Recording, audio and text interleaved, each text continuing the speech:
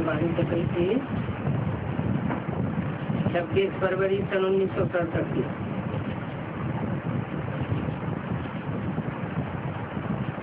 पृष्ठ 2 के मध्य में बात चल रही थी।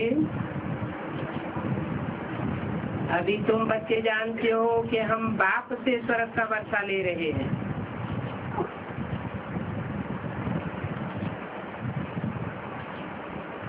जो और धर्म में कन्वर्ट हो जाने वाले हैं वो बाप से स्वर्ग का वर्षा नहीं ले पाते, क्योंकि उतनी स्थिति में टिकते नहीं है, तो स्वर्ग में जाते भी नहीं है। स्वर्ग में जाना है जीते जी।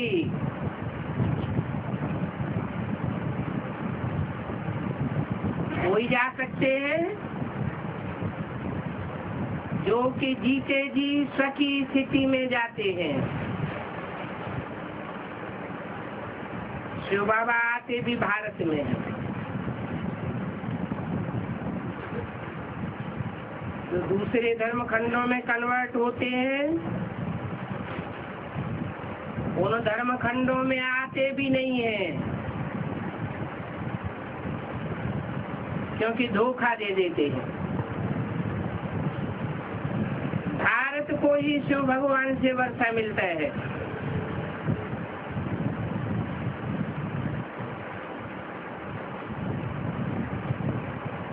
तो मुक्ति जीवन मुक्ति का वर्षा दूसरे धर्म खंडों को नहीं मिलता है क्या? सिर्फ भारत को ही मिलता है।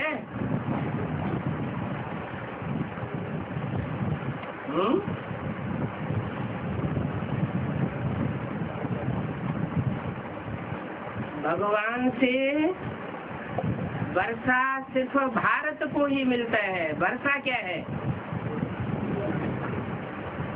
मुक्ति जीवन मुक्ति। तो मुक्ति जीवन मुक्ति की कुछ ग्रेड्स है, या सबको एक जैसी मुक्ति जीवन मुक्ति मिलती है? ग्रेड्स हैं। भगवान के भी ग्रेड्स हैं। ऊंच से ऊंच भगवान कहा जाता है तो जरूर नीचे से नीचे कोई भगवान भी होंगे।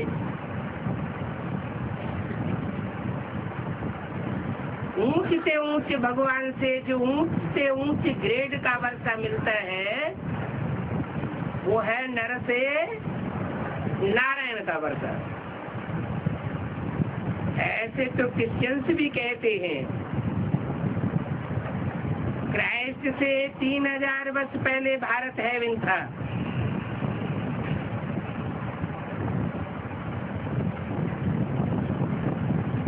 लेकिन राज्य कौन करते थे?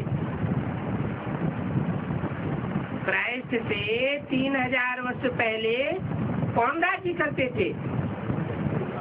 कि किसी को पता नहीं है।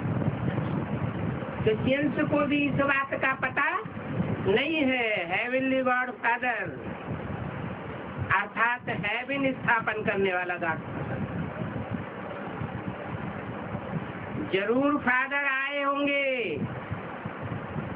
तब तो तुम स्वर्ग के मालिक बने होंगे।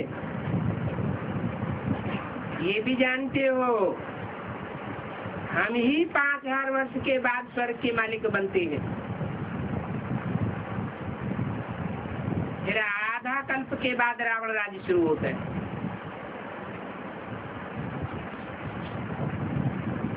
चित्रों में ऐसे क्लियर करके बताओ कि लाखों वर्ष की जो बात लिखी हुई है शास्त्रों में वो बात भी क्लियर हो जाए। लक्ष्मी नारायण कोई एक नहीं होंगे, इनकी तो डिनाइस्टी हुई होगी, क्योंकि फिर भी उनके बच्चे राजा बनते होंगे, और राजाएं तो नंबरवार बहुत बनते हैं ना। सारी माला बनी हुई है। माला में नंबरवार ऊंच और नीचे मणके होते हैं। माला के मणकों को भी नंबरवार से मिलते हैं। उनकी बैठ पूजा करते हैं। पहले पहले माला पर हाथ लगाकर फिर माथा टेकेंगे।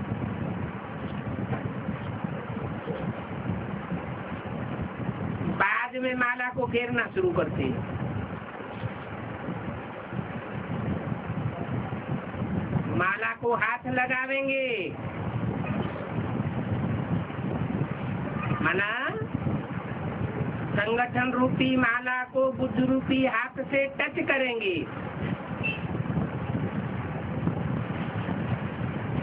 फिर माथे से लगावेंगे।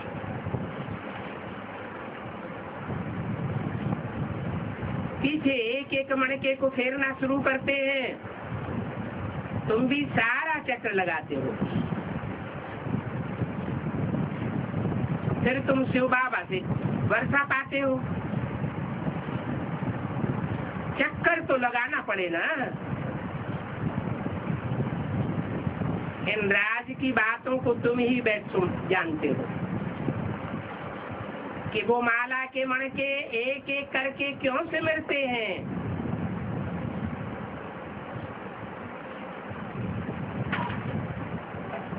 हिसाब किताब तो होता है ना। सारा चक्कर लगाना पड़े। मनुष्य तो कोई किसी के नाम पर, कोई किसी के नाम पर माला फेरते रहते, जानते तो कुछ भी नहीं है। अभी तुमको माला का सारा ज्ञान मिला है और कोई ये ज्ञान नहीं है। क्रिश्चियन इस बात को थोड़े ही समझेंगे कि हम तुम्हारी माला फेरते हैं। ये माला है ही उनकी जो बाप का मददगार बन करके सर्विस करते हैं। इस समय तो सभी पतित हैं। जो भी पावन थे फिर यहाँ आते आते पतित बने हैं। फिर नंबरवार साथ जाएंगे। नंबरवार ही आते हैं, नंबरवार ही वापस जाते हैं।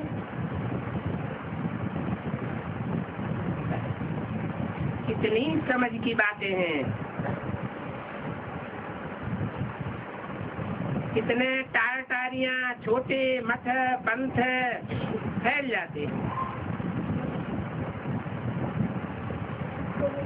जो भी घर से रूठ जाते हैं वो जाकर के अपनी संग बनाए देवे। अभी तो ये सारा झाड़ ही खलास होना है। फिर तुम्हारा फाउंडेशन लगेगा। तुम हो इस झाड़ के फाउंडेशन। 26 फरवरी 1965 की वाणी का तीसरा पेज।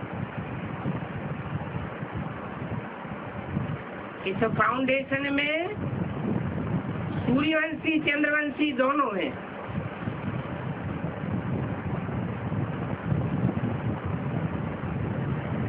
कौन है सूर्य चंद्र? जो इस झाड़ के फाउंडेशन है। गीता में भी लिखा हुआ है, मैंने ये ज्ञान सबसे पहले सूर्य को दिया। जरूर सूर्य से चंद्रमा ने लिया होगा। ज्योतिषी लोग कहते हैं कि चंद्रमा पृथ्वी का एक हिस्सा है जो पृथ्वी का उपग्रह बन करके पृथ्वी के चारों ओर चक्कर लगाता है।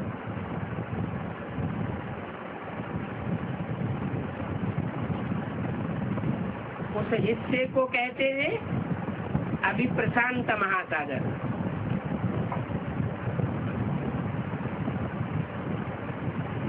इसका थल हिस्सा अलग हो करके कहते चंद्रमा बना है।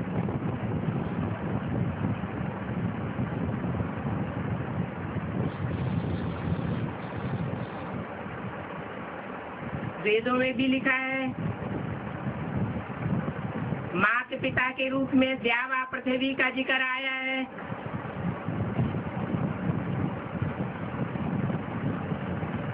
द्यावा है ऊंचे लोग, दिन करने वाला, और पृथ्वी नीचे की ओर है।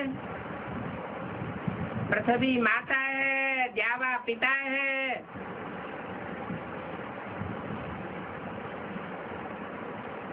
तो चंद्रमा पृथ्वी का हिस्सा है जहाँ सूर्य की किरणें सबसे पहले पड़ी। तुम जानते हो सतयुग त्रेता में जो राज्य करने वाले थे उनका अभी धर्म नहीं है, वो देवता धर्म खलास हो गया। सिर्फ देखने के लिए चित्त मात्र रह गए।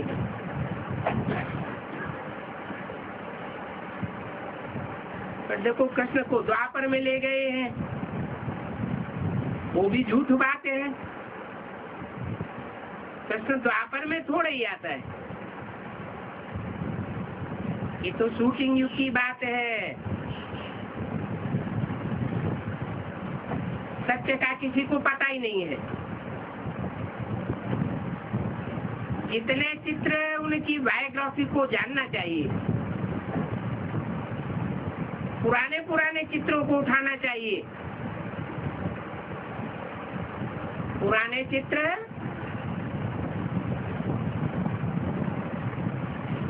महाराष्ट्र के भित्ति चित्र हैं। गुफाओं में आज भी वो बने हुए हैं।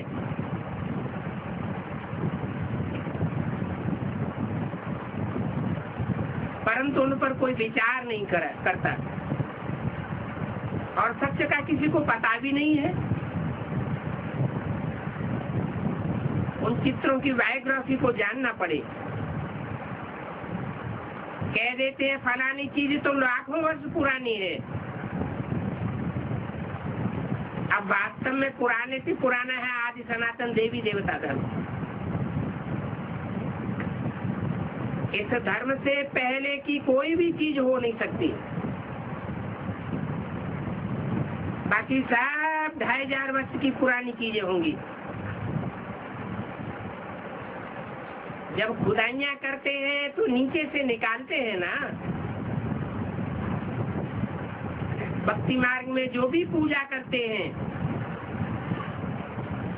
वो पुराने चित्र बैठ निकालते हैं, क्योंकि आज के एक में सब मंदिर आज गिर जाते हैं,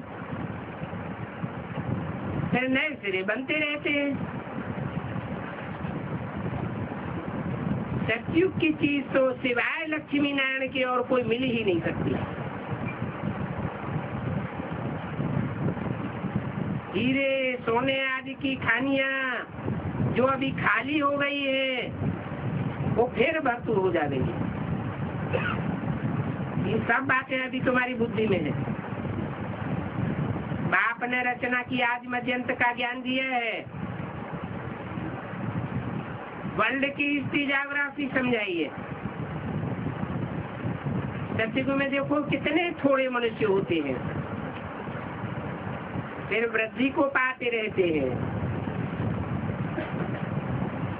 आत्माएं सब परम धाम से आती है। आते आते झाड़ बड़ा होता जाता है, तो जब झाड़ की जर्जरी भूत अवस्था हो जाती है तो कहा जाता है राम गयो रावण गयो, जिनको बहु परिवार।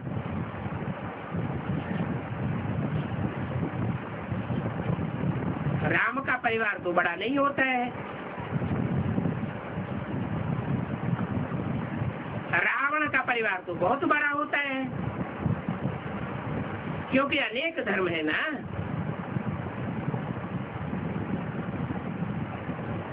आदमशुमारी बताते हैं, वो तो सब है रावण संप्रदाय। ये सब जाने वाले हैं,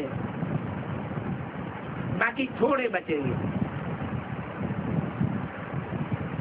रावण संप्रदाय जावेंगे तो नई दुनिया में लौट कर नहीं आवेंगे। क्यों नहीं लौट के आवेंगे?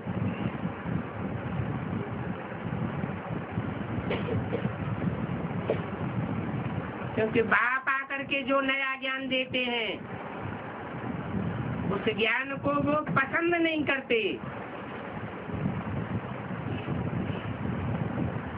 तोड़ मरोड़ करते हैं, तो वो नई दुनिया में नहीं आवेंगे।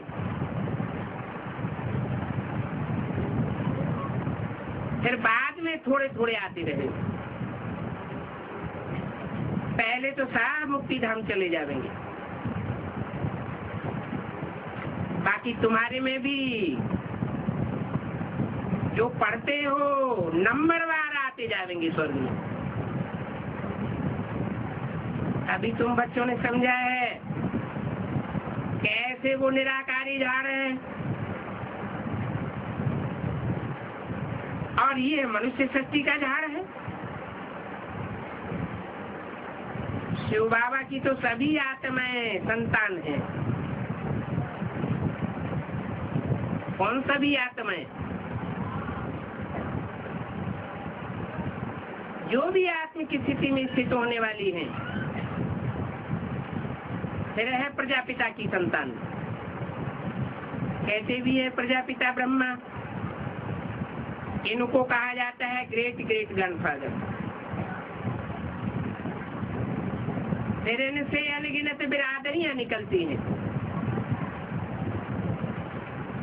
कोई छोटी बिरादरी, कोई बड़ी बिरादरी। अभी तुम बच्चों ने निराकारी सिजरे को और साकारी सिजरे को भी समझा है। ये सिजरा तुम्हारी बुद्धि में है। जो पढ़ाई पर ध्यान नहीं देंगे तो परीक्षा में फेल हो जाएंगे। पढ़ते रहेंगे और पढ़ाते रहेंगे तो खुशी भी होगी। सिर्फ पढ़ेंगे, दूसरों को पढ़ावेंगे नहीं तो खुशी भी नहीं होगी, क्योंकि मनन चिंतन मंथन चलता नहीं है। और अगर विकार में गिरे तो बाकी जो भी सुना हुआ है, पढ़ा हुआ है, वो सब भूल जाएंगे। जो सोने का बर्तन होता है वो होता है एवर प्योर गोल्ड। तो सोने के कान बनाना चाहिए।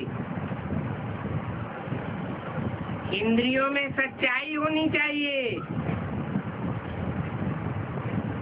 अगर झूठापन आया, विचार आया, तो नाले सारी खिसक जाएगी। आत्मा प्योर सोना होगी तो उसमें धारणा अच्छी होगी। विकार में गए फिर तो किसी को ज्ञान सुनाए भी नहीं सकेंगे। अभी तुम सामने बैठे हो, जानते हो गॉड फादर शिव बाबा हम आत्माओं को पढ़ाए रहे। हम आत्माएं इन आर्गन सुधारा सुन रही है। तो किसका संग का रंग लग रहा है? एवर प्योर गॉड फादर का संग लगने से तुम्हारी इंद्रियां पावन सच्चा सोना होती जा रही है। पढ़ाने वाला बाप है ना, सुप्रीम बाप है, सुप्रीम टीचर है। ऐसी पाठशाला सारी दुनिया में कहीं नहीं होगी जहाँ सुप्रीम बाप, सुप्रीम टीचर पढ़ाई पढ़ाने वाला हो। ये भी तुम समझते हो कि वो सुप्रीम टीचर गॉड फादर है, वो सतगुरु भी है।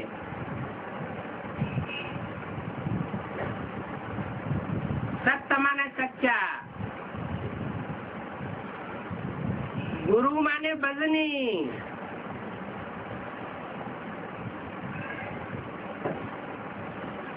जो भी नवग्रह दिखाए जाते हैं उनमें सबसे ज्यादा बजनी कौन सा ग्रह दिखाते हैं? बृहस्पति। बजनी का मतलब कोई तौल में भारी नहीं है। ये समझने की बातें हैं। बृहस्पति को कहते हैं देवताओं का गुरु है।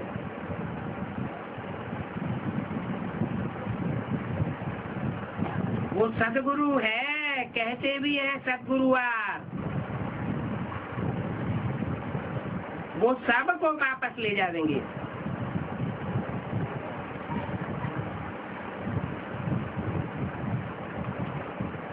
इनका शरीर छूट जाएगा तो तुम्हारा भी शरीर छूट जाएगा। इनका माने किनका है? रामकृष्ण का। और तुम्हारा माना किनका? जो भी सन्मुख बैठ करके सुनने वाले हैं उनका भी शरीर अर्थात देह भान छूट जाएगा। बाप सबको ले जाएंगे। अभी तो तुम बाप के सन्मुख बैठे हो।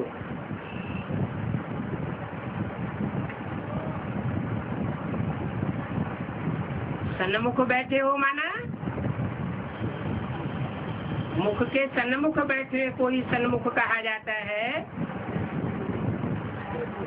या दिल और दिमाग से सन्मुख होते हैं उनको सन्मुख कहा जाता है। सन्मुख मुरली सुनने में कितना फर्क है और विमुख होकर के मुरली सुनने में कितना फर्क है, ये भी तुम जानते हो। जैसे ये टैप मशीन खरीद कर ली है, वैसे ही टेलीविजन भी एक दिन खरीद कर लेंगे।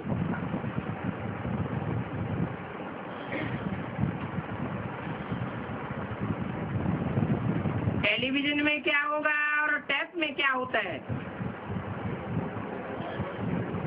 टैप में आवाज सुनने को मिलेगी और टेलीविजन में आवाज के साथ साथ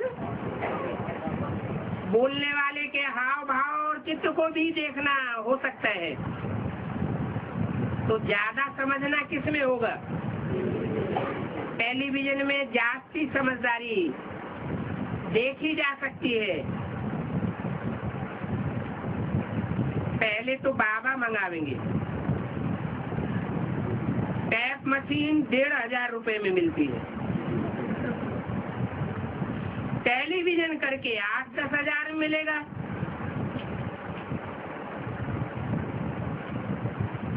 एक बॉम्बे के लिए, एक दिल्ली के लिए, एक कलकत्ते के लिए लेंगे। काहे के लिए लेंगे? हैं? बच्चों को देखने के लिए। टैप मशीन खरीदने का मकसद क्या बताया है? बाबा ने कहा जिनके पास पैसे हैं वो टैप मशीन खरीदें और दूसरों को भी सुनावें और खुद भी सुने। उस समय तो टैप मशीन ही बहुत कॉस्टली थी। अभी तो टैप मशीन बहुत पीछे रह गई। टैप मशीन के बाद वीडियो कैसेट निकली बड़ी वाली, फिर वो भी पिछड़ गई, अभी छोटी कैसेट निकली। वीडियो मशीन बनाती है, फिर उससे क्या निकला, सीडी निकली, और सीडी से भी आगे बढ़ के अभी डीवीडी निकल पड़ी। एक डीवीडी में बाबा की 90 कैसेट समा जाती है, 90-95। 10 कैसेट इकट्ठी करके जेब में रख लो तो सारा भंडार जेब में रखा रहेगा। जो सुनने के शौकीन होंगे वो सुनते रहेंगे, दूसरों को सुनाते रहेंगे।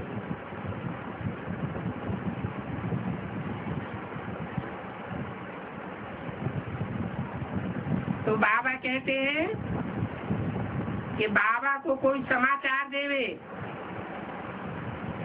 कि टेलीविजन कितने में मिलता है, बाबा ऑर्डर दे देंगे। एक बॉम्बे में हो, एक दिल्ली में हो, एक कलकत्ते में हो। एक तुम ले लेना, एक हम ले लेंगे।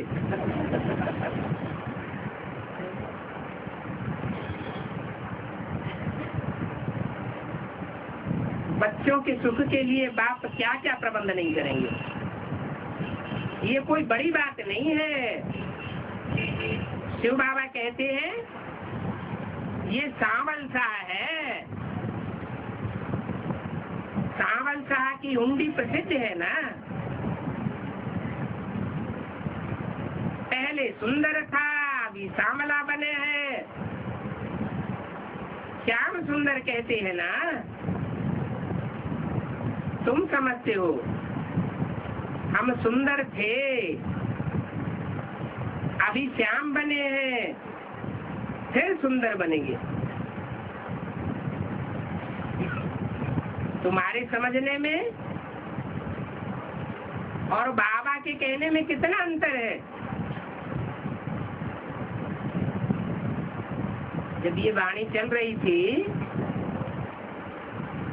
तो उस समय जब श्याम सुंदर कहते थे तो क्या समझते थे कि 5000 साल पहले सुंदर थे, अभी आखिरी जन्म में आकर के सांवले बने हैं। और बाबा का कहने का क्या मतलब है,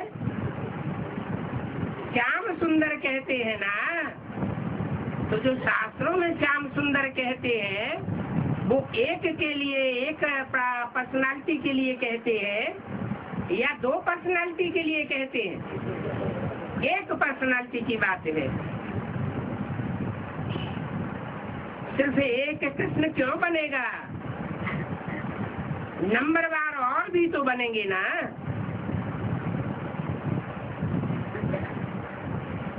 कहते हैं कृष्ण को एक सर्प ने डसा, क्या एक ही सर्प ने डसा होगा जो काला हो गया। एक सर्प को भी कितने फण दिखाते हैं, 5 फण दिखाते हैं। अब सर्प तो माया को कहा जाता है। विकारों में जाने से सांवरे बन जाते हैं। ये कितनी समझ की बातें हैं। मुख्य है ही त्रिमूर्ति। वेद का बाप कहते हैं गृहस्थ व्यवहार में रहते ये अंतिम जन्म फॉर माई सेक पवित्र बनो। फॉर माई सेक किसकी सुरक्षा के लिए है? ये कौन बोलता है फॉर माई सेक? और किसकी सुरक्षा के लिए? सुप्रीम सोल की सुरक्षा के लिए है। ये फार्माइश एक फिर किसके लिए लागू होता है? ब्रह्मा के लिए नहीं, ब्रह्मा के लिए तो बात ही नहीं लागू होती।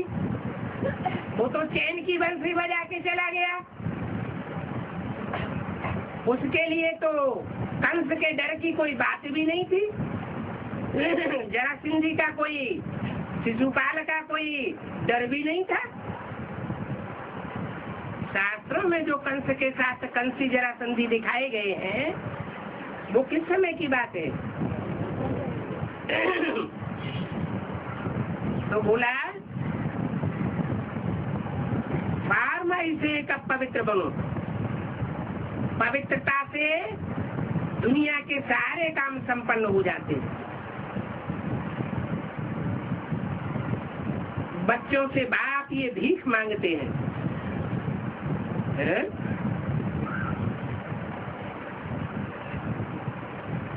भिखमंगा काय चीज की भीख मांगता है? नहीं, दुनियावी भिखमंगे होते हैं तो काय चीज की भीख मांगते हैं? पैसों की भीख मांगते हैं।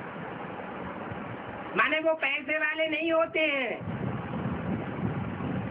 उनके पास पैसा नहीं होता है तो भीख मांगते हैं। और बाप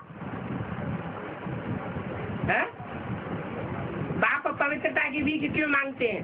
वो तो एवर प्योर है। जो सुप्रीम सोल बाप है वो एवर प्योर है। वो जिसमें प्रवेश करता है तो एवर प्योरिटी का पार्ट बजाता है, लेकिन जिसमें प्रवेश करता है वो एवर प्योर है या अपवित्र होता है? वो अपवित्र होता है। तो बोला फार्माई से कभी पवित्र बनो।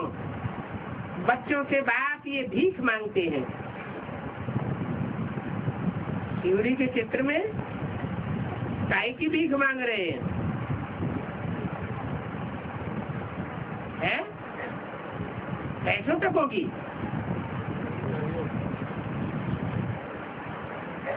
सुबह का अमीर, शाम का फकीर। बाप कहते हैं अभी सिर्फ मुझे याद करो। अनेकों को याद करने से पवित्रता धारण नहीं होगी, और एक को याद करेंगे जो प्योरिटी का वाइब्रेशन बन जाएगा। बाकी पानी की नदियों में स्नान करने से कोई भी पावन नहीं बनेंगे। पानी की नदियां किसे कहा जाता है?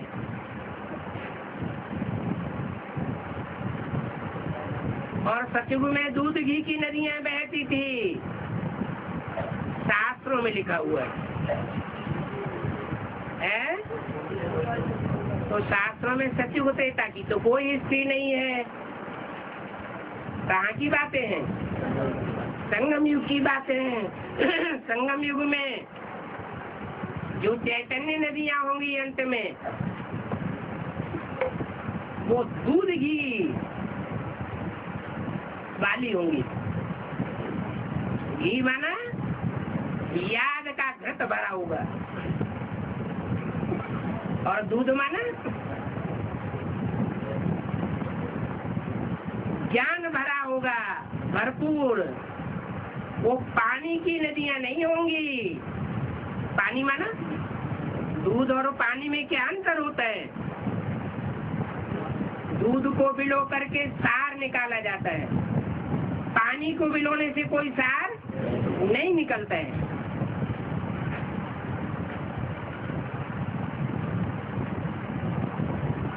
तो जो भी सुना हुआ सुनाते हैं, शास्त्रों में पढ़ा हुआ सुनाते हैं, वो है पानी। उसका मंथन करने से कोई भी सार निकलने वाला नहीं है। और जो भगवान बाप सुनाते हैं और नदियां उसको पवित्रता पूर्वक धारण करती हैं, तो वो दूध और घी की नदियां कही जाती हैं। नदियों का कनेक्शन अगर सागर से है तो वो नदी दूध घी की नदी है। अगर सागर से कनेक्शन नहीं है तो नाला बन जाती है। इसलिए बाप कहते हैं सिर्फ मुझे याद करो। पानी भी तत्व है। जड़ तत्व को पावर नहीं है। उसमें भी पावर तब आती है जब तुम चैतन्य आत्माएं पवित्र बनती हो। पानी के लिए कहना कि वो पतित पावन है, ये तो कोई बात ही नहीं है। कितनी मूर्खता है। पानी पतितों को कैसे पावन बनावेगा? ये तो दूध है, सागर है। सागर मंथन की बात शास्त्रों में भी प्रसिद्ध है। ओम शांति। रात्रि क्लास है 27 फरवरी सन 1967 का। प्रदर्शनी में समझाओ और फिर कहो 7 रोज 1 घंटा रोज आओ। क्योंकि प्रदर्शनी में तो सिर्फ संदेश लेकर के जाते हैं, प्रजा बन जाती है। जब तक 7 रोज बैठ करके नहीं समझे तो प्रजा वर्ग में ही रहेंगे। तो उन्हें निमंत्रण देना चाहिए। हम आपको ऐसा रास्ता बतावेंगे जो तुम बाप से वर्षा पा जाएंगे। तो प्रदर्शनी भी जरूर 7 रोज रखनी पड़ेगी।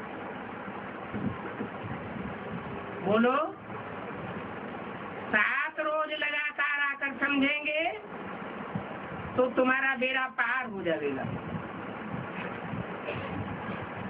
कौन सा बेड़ा? ये शरीर ही बेड़ा है। शरीर ही नवैया, आत्मा बिठैया है। और पार कहाँ से हो जाएगा? ये विषय सागर में पड़ी हुई नैया है। इस विषय सागर से पार ले जाने वाला खिवैया बाप, वो क्षीर सागर में ले जाने के लिए आया हुआ है। निश्चय पूर्वक समझाना चाहिए। अगर समझाने वाले में ही निश्चय नहीं होगा, दृढ़ता नहीं होगी, तो समझने वालों के ऊपर कोई असर नहीं पड़ेगा।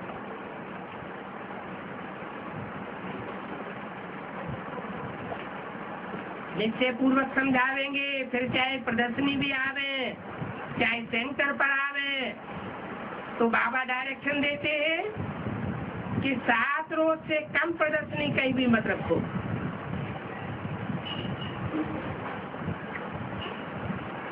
सात रोज कोई 1 घंटा आवे तो हम उनको त्रिकालदर्शी बना देंगे। वेद के बाप से वेद का वर्षा कल्प कल्प भारत को ही मिलता है। अभी वही समय चल रहा है। तुम नरकवासी से स्वर्गवासी बन सकते हो। हम ऐसी युक्ति बतावेंगे जो तुम 21 जन्म तक स्वर्गवासी बनते जावेंगे। 7 रोज आने से हम सारी दुनिया का राज समझा करके चक्रवर्ती राजा बना सकते हैं। ऐसे 7 रोज की चैलेंज करो। ऐसी चैलेंज कब कोई प्रदर्शनी में देते नहीं है। 7 रोज में हम क्या क्या समझा देंगे वो उनको पहले दिन ही बता देना चाहिए। सत्य के आज मध्यंत के ज्ञान को भी बाप ही समझा सकते हैं। मूल वतन, सूक्ष्म वतन, इन सब बातों का राज समझावेंगे। भारत की आधा कल्प की बीमारी है। फिर आधा कल्प की बीमारी आधा कल्प के लिए खलास हो जाएगी।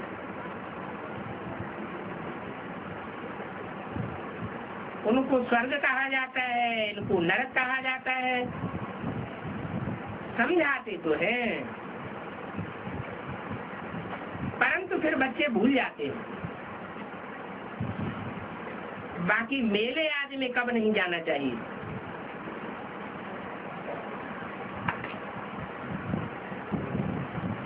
तुम्हारी प्रदर्शनी भी बड़ी रॉयल होनी चाहिए।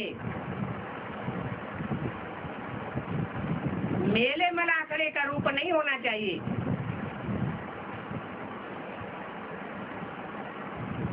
बड़े आदमी आवेंगे तो छोटे भी आ जाएंगे। जो भी आवे पहले पहले उनको बाप का ही परिचय देना है। ये ऊंचे से ऊंचे बाप है और वो बाप शिव भगवान ही है। हम कृष्ण को भगवान नहीं मानते हैं।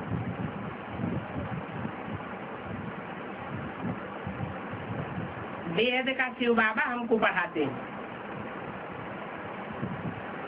वो शिव बाबा कहते हैं कि मुझे याद करो तो तुम्हारे जन्म जन्मांतर के पाप मिट जाएंगे। तो बताना चाहिए कि आत्मा सतो प्रधान कैसे बने। सतो प्रधान बनाने के लिए शिव बाबा ब्रह्मा द्वारा कहते हैं कि मुझे याद करो। प्रजापिता ब्रह्मा है तो जरूर ब्राह्मण भी चाहिए। ये साफ ब्राह्मण है। जो पक्के ब्राह्मण बनते हैं तो देवता बनते हैं। ब्रह्मा ना होता तो ब्राह्मण ब्राह्मणियां कहां से आते। यह कोई ब्रह्मा देवता नहीं है। ये तो सिर्फ ब्रह्मा है। ब्राह्मण जैसे देवता बनते हैं, ब्रह्मा भी मनुष्य से देवता बनता है। ब्रह्मा को विष्णु कहा जाता है। हम ब्रह्मा को देवता नहीं मानते। ब्रह्मा को तो दाढ़ी मूंछ दिखाते हैं। विष्णु और शंकर देवता है। हाँ, ब्रह्मा से देवता बन जाते हैं। हम ब्रह्मा कुमार कुमारियां हैं, ये ब्रह्मा है। ऐसे बोलना चाहिए जो समझ सके। ब्रह्मा माना ही उनसे ब्राह्मणों की उत्पत्ति होती है। जो ब्राह्मण होते हैं वो राजयोग सीख करके फिर देवता बनते हैं। ये ब्रह्मा भी सहज राजयोग से देवता बनते हैं। सिखाता कौन है इनको? है? इनको भी सिखाने वाला कोई तो होना चाहिए ना। ब्रह्मा से तो ब्राह्मण बनते हैं, ब्राह्मण से फिर देवता बनते हैं। तो ब्राह्मण से देवता बनाने वाला कोई तो होता होगा। जैसे बोला ब्रह्मा का दिन सो ब्रह्मा की रात, ब्रह्मा की रात को ब्रह्मा का दिन प्रैक्टिकल में बनाने वाला कौन? पवित्र बनते हैं फिर देवता कहा जाता है। तो सारी बातें समझाने की होती है। झाड़ के नीचे भी बैठे हैं। ये ब्रह्मा इस राजयोग से देवता बनते हैं। वही ब्राह्मण है जो फिर देवता बनते हैं। अच्छा, गुड नाइट। अगली वाणी है 2961। ये जो प्रदर्शनी के चित्र है सब कोई समझा सकते हैं। प्रदर्शनी में समझाने से प्रैक्टिस अच्छी होती है। तो हर एक को अपनी उन्नति करनी है। अगर अपनी उन्नति नहीं करते हैं तो समझा जाता है इनकी बुद्धि में नहीं है। टीचर से कब कोई बच्चा नहीं पढ़ता है तो बाप भी समझता है, टीचर भी समझता है ये तो नादान है। यहाँ तो बाप दादा दोनों है, पद बहुत ऊंचा है, तो बच्चों को पुरुषार्थ करना चाहिए। बाप कहते हैं श्रीमत पर चलते रहेंगे तो श्रेष्ठ से श्रेष्ठ बनेंगे। एक तो ये निश्चय होना चाहिए कि ये बाप है, और बाप से वर्षा जरूर मिलता है, और ऊंच से ऊंच बाप है तो वर्षा भी ऊंच से ऊंच मिलेगा, जो और कोई बाप दे नहीं सकता। कौन सा ऊंच से ऊंच वर्षा है जो इब्राहिम, बुद्ध, क्राइस्ट, गुरु नानक का कोई भी नहीं दे सके। ऊंच से ऊंच वर्षा है स्वर्ग का वर्षा। राजाई का भी वर्षा है।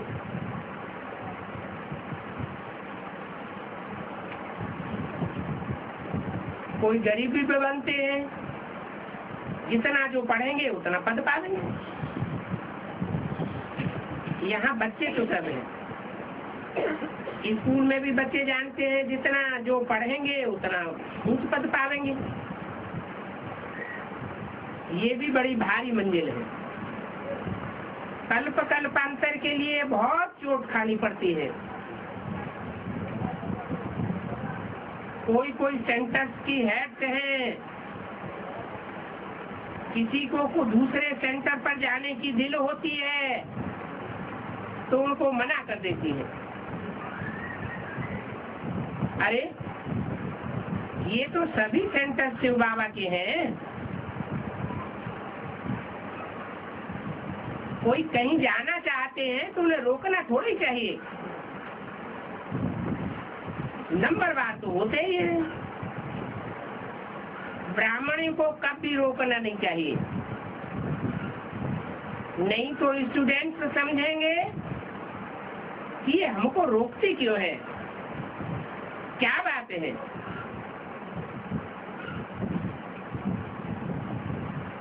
कोई कितना भी दूर है, वो पास वाले को छोड़ करके दूर वाले सेंटर पर जा सकते हैं। जहाँ भी जिसको दिल हो शौक से दान जाने देना चाहिए, कभी रोकना नहीं चाहिए। यहाँ कोई किसी को मना नहीं करते हैं। जो मना करती है वो अपनी ही डिस्टर्ब कर देती है, पादभ्रष्ट करते हैं। और जब कोई प्रदर्शनी करते हैं तो सबका फर्ज है मदद देने का। ऐसे कोई को मना नहीं करने चाहिए कि तुम यहाँ क्यों जाते हो। ऐसे जो स्टूडेंट को मना करते हैं तो वो और ही दुर्गति को पाते हैं। किसी को भी नाराज नहीं करना है। ये कोई अच्छी करतूत नहीं है। और दूसरी बात है, मैगजीन जो निकली है, जो पढ़ते हैं और समझते हैं कि बहुत अच्छी मैगजीन निकली है,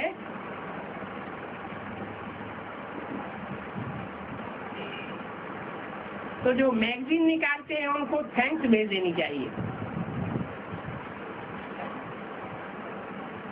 बाबा को भी रिपोर्ट देना चाहिए कि इनकी मैगजीन बहुत अच्छी निकली है। कोई भी पंपलेट निकालते हैं, उन पंपलेट का संग्रह निकालते हैं।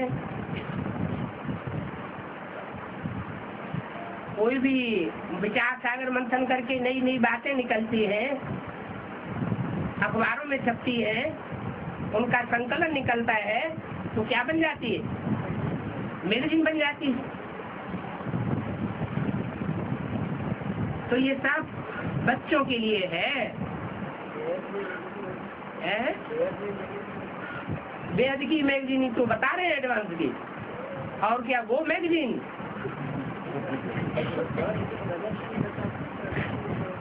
तुम्हारी भी तो ज्ञान रत्नों की प्रदर्शनी है, 4 चित्रों की। चैतन्य की प्रदर्शनी तो जब प्रदर्शनी निकली हो तो बात करो। कोई निकली है? निकल रही है क्या? और ही बंद होती जा रही है?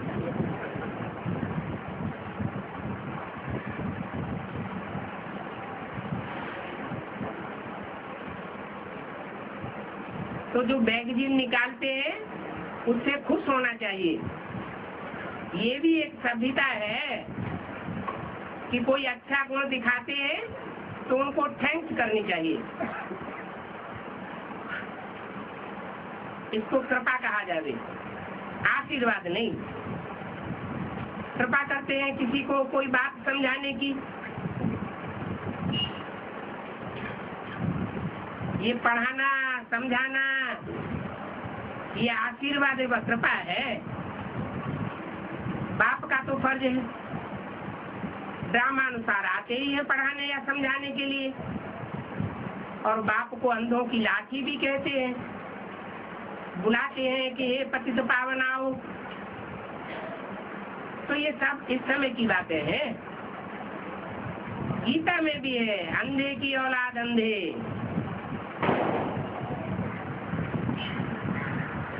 तो कौन अंधे और कौन उनकी औलाद? कौन सोजरे और कौन उनकी औलाद?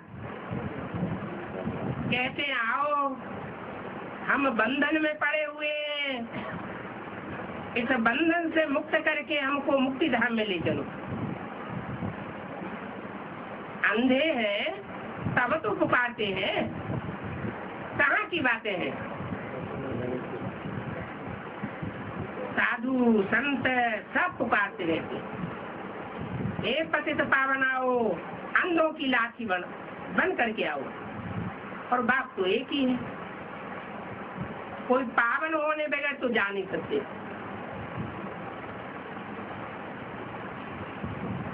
अगली रात्रि क्लास है 30 जनवरी 1967।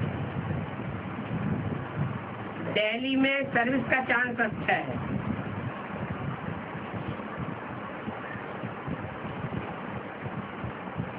आगे चल करके देखेंगे, बरोबर मौत सामने खड़ा है। कौन देखेंगे? पहले बम्बई वाले देखेंगे, दिल्ली वाले देखेंगे? बम्बई वाले। क्यों? यहाँ बात किसकी हो रही है? दिल्ली परिस्तान, दिल्ली कब्रिस्तान। पहले कौन बनता है? पहले दिल्ली परिस्तान बनती है और दिल्ली ही पहले कब्रिस्तान बनती है। तो दिल्ली में सर्विस का चांस अच्छा है। आगे चल करके देखेंगे, बरोबर मौत सामने है। पहले 10 वर्ष लिखते थे, अभी लिखना चाहिए 9 वर्ष के अंदर।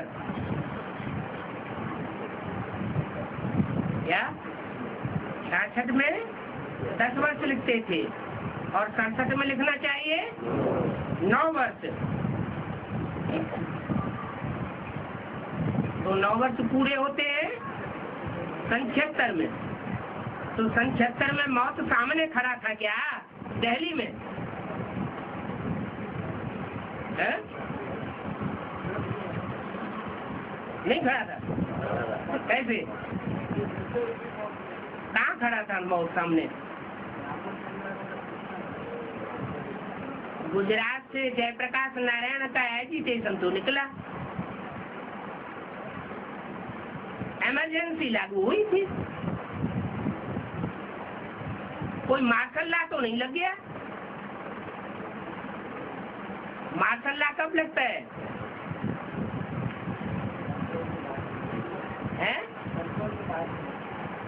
जब जोर से लड़ाई शुरू हो जाती है और कंट्रोल से बाहर हो जाता है, पुलिस भी कंट्रोल नहीं कर पाती। तो सन 76-77 में ऐसा तो कुछ नहीं हुआ था, ऐसे ही बोल दिया दिल्ली में सर्विस का चांस अच्छा है? नहीं, बात यहाँ है बरोबर मौत सामने खड़ा है। पहले 10 वर्ष लिखते थे, अभी 9 वर्ष लिखना चाहिए कि मौत सामने खड़ा है। भारत में 9 वर्ष के अंदर आदि सनातन देवी देवता धर्म की स्थापना हो जाएगी।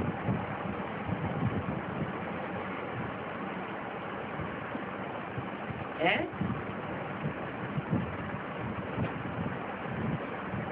ब्रह्मा बाबा बोलते थे कि ब्रह्मा के अंदर सुप्रीम सोल बोलता था, और सुप्रीम सोल पत्थर की लकीर बोलता है या झूठी बात भी बोलता है? ये तो झूठी बात हो गई कि आज सनातन देवी देवता धर्म की स्थापना हुई भारत में।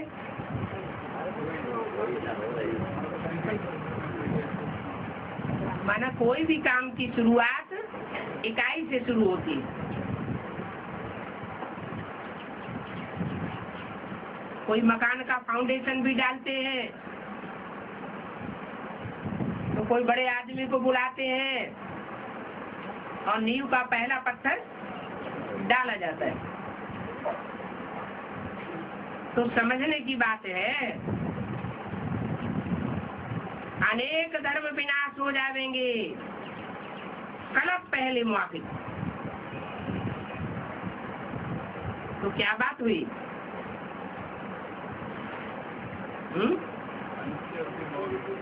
ये दृढ़ निश्चय की बात है। क्या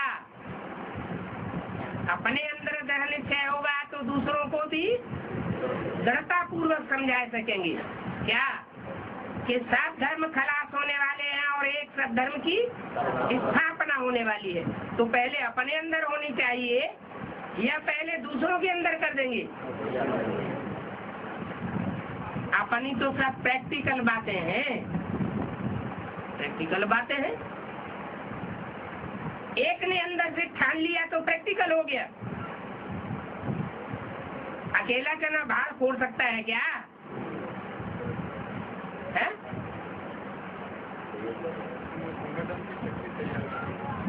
बोला भारत में 9 वर्ष के अंदर 100% सुख शांति पवित्रता का राज्य स्थापन हो जाएगा।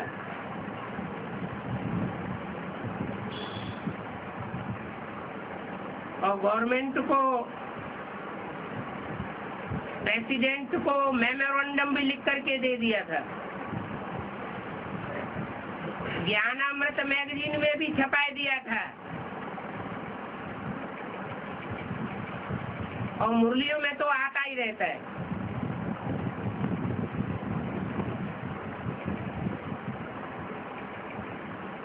बहुत क्लियर करके लिखना चाहिए।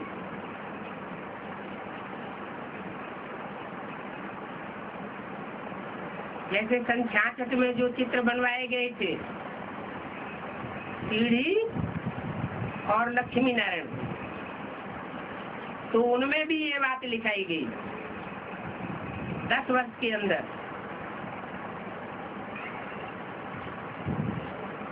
बहुत क्लियर करके लिखना चाहिए, जो मनुष्य समझे कि एक एक वर्ष कम करते जाते हैं। कोई झूठी बात नहीं है। ब्रह्मा की आयु 100 वर्ष है।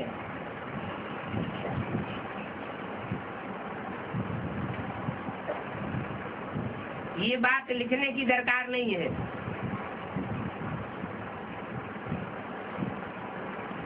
ये तुम बच्चे जानते हो क्या? क्या जानते हो कि ब्रह्मा की आयु 100 वर्ष नहीं है? सन 76 में ब्रह्मा की आयु 100 साल पूरी नहीं होती। नहीं होती। प्रजापिता ब्रह्मा की 100 साल पूरी होती है, ब्रह्मा की आयु 87 में पूरी होती है। 87 में जब ब्रह्मा की 100 साल आयु पूरी हुई तो 1 साल उन्होंने बिल्कुल आना बंद कर दिया था। सारी ताकत एडवांस पार्टी में लगाई दी। तो ब्रह्मा की आयु 100 वर्ष है, ये लिखने की दरकार नहीं। इस बात को तुम बच्चे ही जानते हो। ये बात अभी खोलने की दरकार नहीं है। क्या सन 67 में ये बात अभी खोलने की दरकार नहीं है, क्योंकि गंदे तो बहुत हैं। इस समय तमो प्रधान माया का बहुत जोर है। कौन सा सन चल रहा था? सन 67। तमो प्रधान माया ने क्या कर दिया 68 में?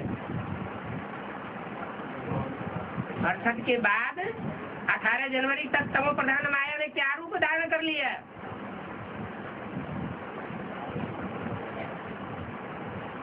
ब्रह्मा का हार्ट फेल हो गया। हार्ट फेल होने का कारण क्या हुआ? यज्ञ की सारी पावर माया ने अपने हाथ में ले ली।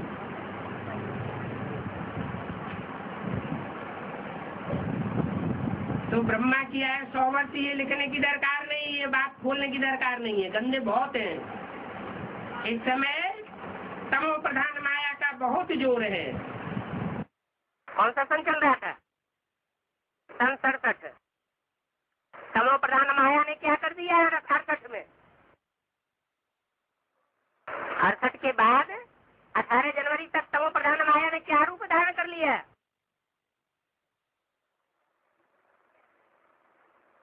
ब्रह्मा का हार्ट फेल हो गया। हार्ट फेल होने का कारण क्या हुआ? यज्ञ की सारी पावर माया ने अपने हाथ में ले ली।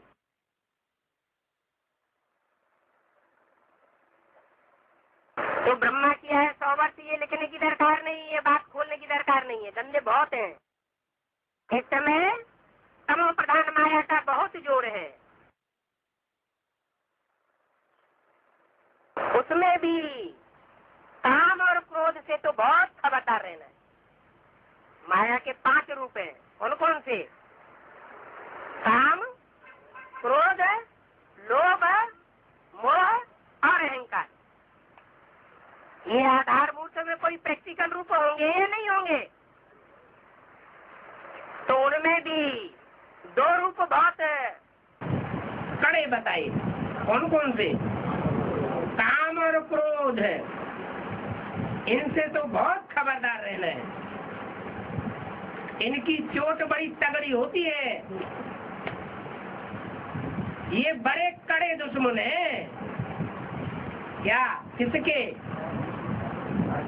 पूरे ब्राह्मण परिवार के।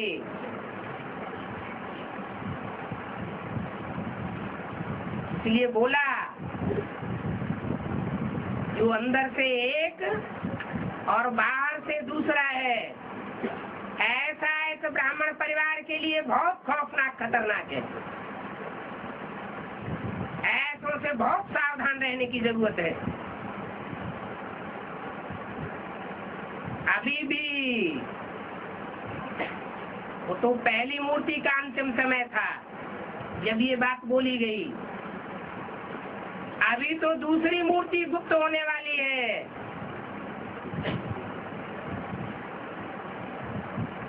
वो और विकराल रूप सामने आने वाला है।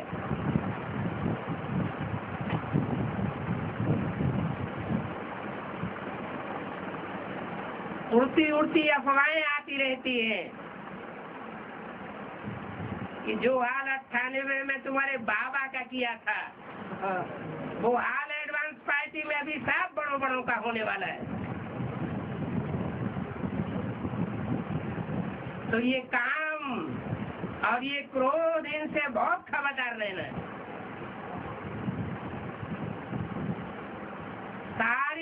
की पावर बेहद ब्राह्मणों की दुनिया की इनके हाथों में आ चुकी है। ये बड़े कड़े दुश्मन है। ओम शांति।